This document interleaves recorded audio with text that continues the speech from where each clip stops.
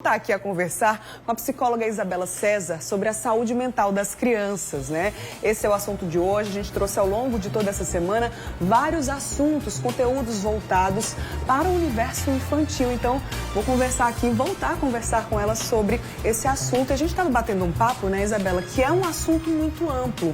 Então, o tempinho aqui é reduzido, resumido, mas é importante primeiro que os adultos entendam essa importância, né?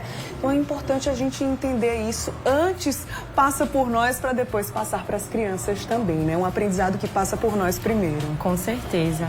A mudança começa de nós. Não tem como uma criança ela agir de forma diferente se eu sou um estímulo para ela agir de forma agitada, por exemplo. Eu trouxe até um livro para fazer uma indicação para os papais aí de casa. A raiva não educa, a calma educa.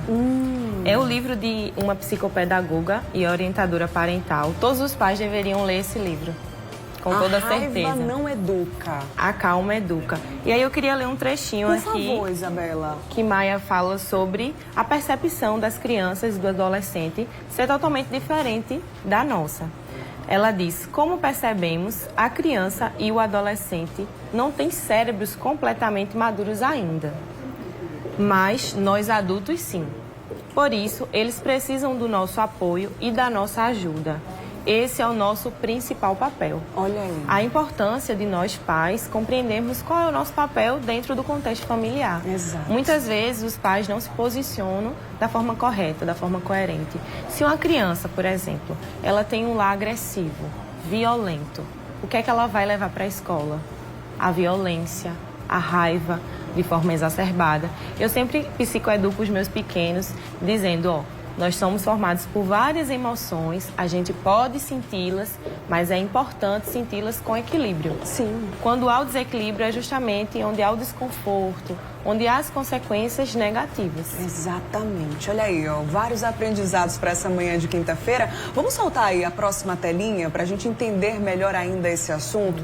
Uso de telas. É assim, um assunto importantíssimo. Acho que rende até um papo de quinta somente sobre isso, né? Vamos introduzir esse bate-papo agora, inclusive trazendo aqui o relato da Ana, de Santa Rita. Ela disse que o filho dela perdeu o pai com 7 anos de idade. Ele se enfiou no mundo virtual dos jogos. Principalmente, ela até citou aqui um jogo bem conhecido. Tem uma jogada, ele se estressa muito. Parece que, gente, ele se estressou tanto numa jogada que deu até uma parada cardíaca. E aí ele parou de jogar. Agora ele tá com 17 anos, terminou o namoro, aí joga de novo. É como se o seguinte, ele depositasse naquele jogo as emoções que ele não consegue, talvez, verbalizar, não consegue canalizar de alguma outra forma.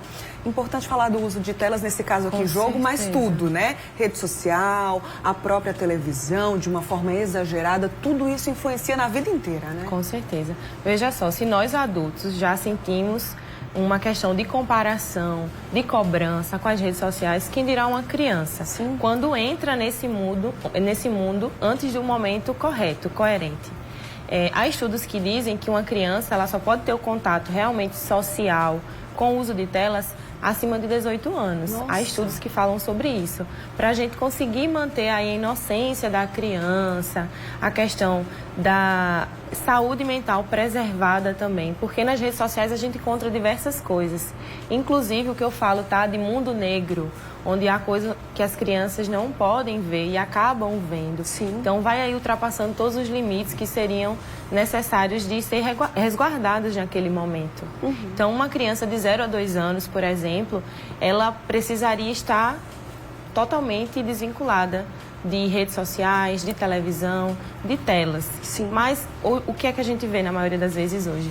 Ah, não quero dar atenção, estou estressada. Eu entendo os pais, tem todo esse contexto também. Por isso que muitas vezes é importante a gente se compreender, procurar se cuidar para conseguir cuidar bem dos nossos filhos, das nossas crianças. E aí eu dou um celular, ligo a televisão e já coloco a criança em confrontamento com algo que ela não deveria passar naquele momento.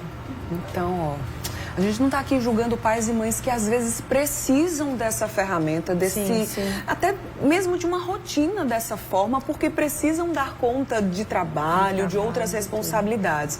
Mas eu acredito que o equilíbrio é muito importante, né? Às vezes deixa ali a brincadeira, o contato, o aprendizado, o diálogo com a criança de lado, deixa ali na mão do celular e tá tudo certo. Não é bem assim que tem que ser. Nesse caso aqui, para essa mãe, o que é que pode ser indicado, já que desde cedo, né, essa criança canaliza as emoções para o jogo, para o celular. E agora, com 17 anos, já um jovem, quase adulto, continua fazendo, tendo essa mesma atitude. Dá para reverter isso ainda, Isabela? Com certeza. Eu sempre acredito na possibilidade de mudança do ser humano. Pode ser, Bruna, que ele não tenha vivido o luto completamente. Sim.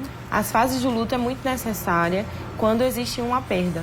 Ele perdeu o pai, sofreu todo esse contexto.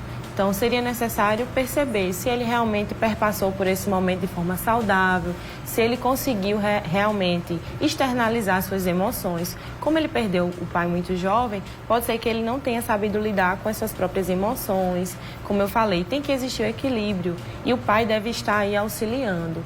E aí, a falta do pai também tem uma grande consequência na vida de uma criança. A falta de um pai, de uma mãe, de pessoas que realmente estejam ali guiando os seus filhos, os pequenos. São muitos sinais de alerta que você viu hoje aqui no nosso Papo de Quinta. E aí eu estava conversando com a Isabela, só para a gente encerrar aqui esse nosso bate-papo. Se o adulto tem resistência a falar sobre saúde mental, de buscar ajuda para si, ele também não vai conseguir ajudar as crianças. Então é um ciclo que a gente precisa entender, criar, internalizar, né? Para a gente se ajudar, aquele cuidado para si primeiro. Sabe aquela história quando a gente entra no avião? Qualquer irregularidade, coloca a máscara em você primeiro, depois passa a máscara para outra pessoa. Você precisa cuidar de você, entender, internalizar isso para depois cuidar da outra pessoa. Isso vale para todo mundo e para as crianças também. Isa, como eu comentei lá no comecinho, o tempo é super curtinho, mas fica o convite para você voltar mais vezes, inclusive para a gente destrinchar esses vários tópicos aqui.